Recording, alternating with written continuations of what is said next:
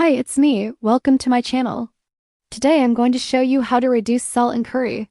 I've been asked this question so many times that I thought I should really do a video on it. Well, there is not really much that you can do about it once the salt is dissolved in the liquid. So prevention is better than cure. Here are a few tips that you can follow to avoid making your curry too salty. Because for many of us, we tend to add salt instinctively without even thinking about it, right?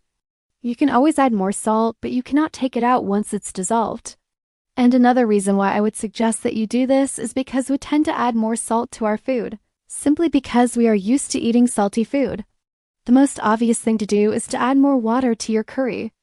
This will help dilute the saltiness, but it will also thin out your curry. Keep in mind that you don't want to make your curry sweet, so add just enough sugar to balance out the flavors. Both of these ingredients will help absorb some of the excess salt and water. Brown sugar or jaggery will work really well for this, so keep this in mind. Adding too much water will make your curry too runny. Our palate is probably used to it. So start by adding half the quantity of salt that the recipe calls for.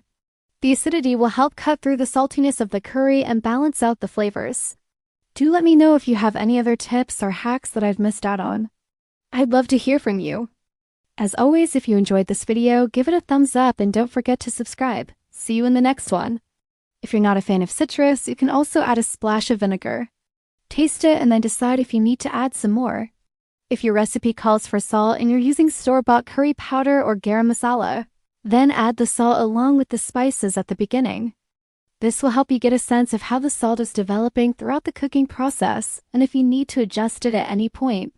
This will not only help reduce the saltiness, but it will also add some freshness to your curry. Some good options are mint, cilantro, Thai basil, or even some curry leaves.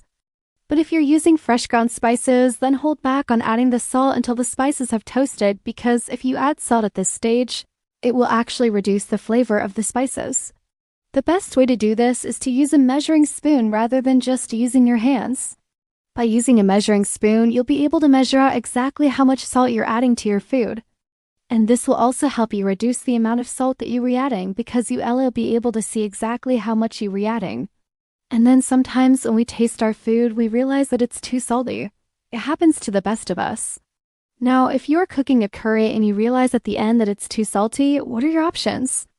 So first, always add salt at the beginning of your recipe, never at the end. Secondly, try tasting your food at various stages of the cooking process. Thirdly, don't be afraid to use less salt than the recipe calls for. Another thing that you can do is use a light hand when it comes to adding the salt.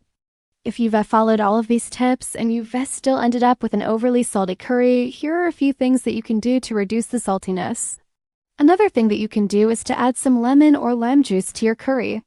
Adding sugar or jaggery is another way of balancing out the saltiness of a curry.